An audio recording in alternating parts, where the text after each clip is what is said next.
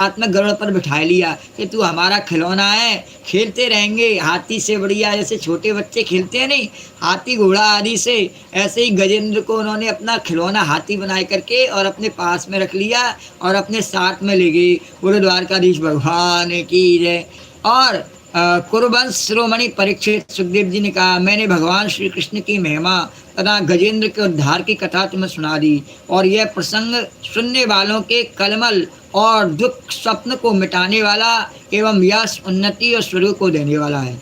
और इसी से कल्याणकामी द्विजगण दुष्स्वप्न आदि की शांति के लिए प्रातःकाल जगते ही पवित्र होकर के इसका पाठ करते हैं। दुष्स्वप्न की शांति क्यों? क्योंकि सपने में जो विविध प्रकार के देखते हैं दृश्यों को, और हम सपने में नहीं इस जीवन में भी अपने अनेकों प्रकार के दुस्सपनों का सामना करते हैं।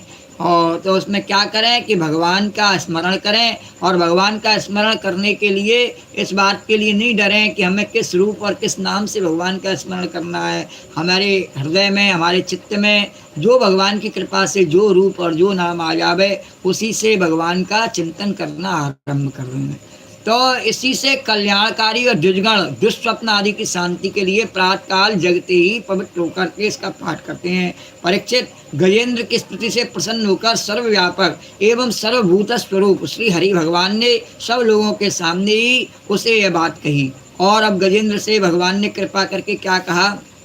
श्री भगवान वाचक, ये माम तम चा सरश्चेरम गिरकंदर काननम और बेत्रक कीचक वेणूनाम गुलमानी स्वर पादपान श्रृंगारी मानी धृष्ण्यानि ब्रह्मणो मे शिवस्य च क्षीरोदम मे प्रियधामम श्वेतदीपम च भास्वरम श्रीवत्सम कौस्तुभम माला गदाम कौमुदिकिमवा सुदर्शनम पांचजन्यम सुपर्णम पतगेश्वरम श्रीशं च मत्कलां सूक्ष्म्यां श्रियं देवीं मलाश्रयां ब्रह्माणं नारद ऋषिं भवं प्रह्लादमेव च मत्स्यकूर्मा बरहाराध्ये अवतारे कृतानि मे कर्माणन्त पुण्यानि सूर्यं सोमं हुताशनम और प्रणवं सम्यक अव्यक्त प्रणवं सत्यम अव्यक्तम गोविप्राण धर्मम अव्ययम दाक्षायणी धर्मपत्नी सोमकश्यपयोरपि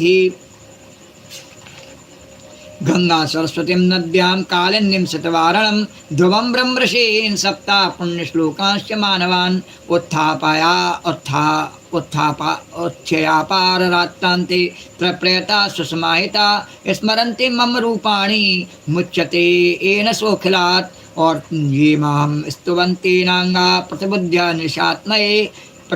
निशात्यै तेषां प्राणात्यै चाहं ददामि विमलां मतिम्।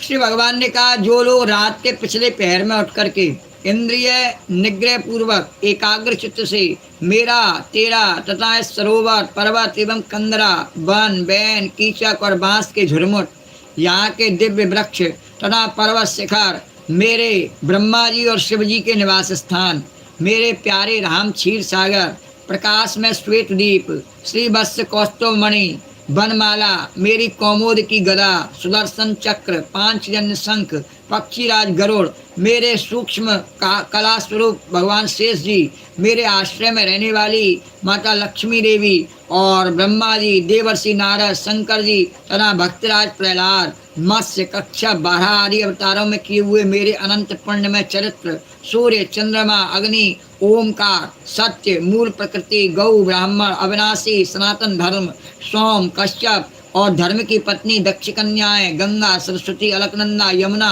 ऐरावत हाथी भक्त श्रोमणि ध्रुव सात ब्रह्मर्षि और पवित्र कीर्ति प्रवत नल युधिष्ठिर जनक आदि महापुरुषों का स्मरण करते हैं। वे समस्त पापों से छूट जाते हैं क्योंकि ये सब के सब मेरे ही रूप हैं।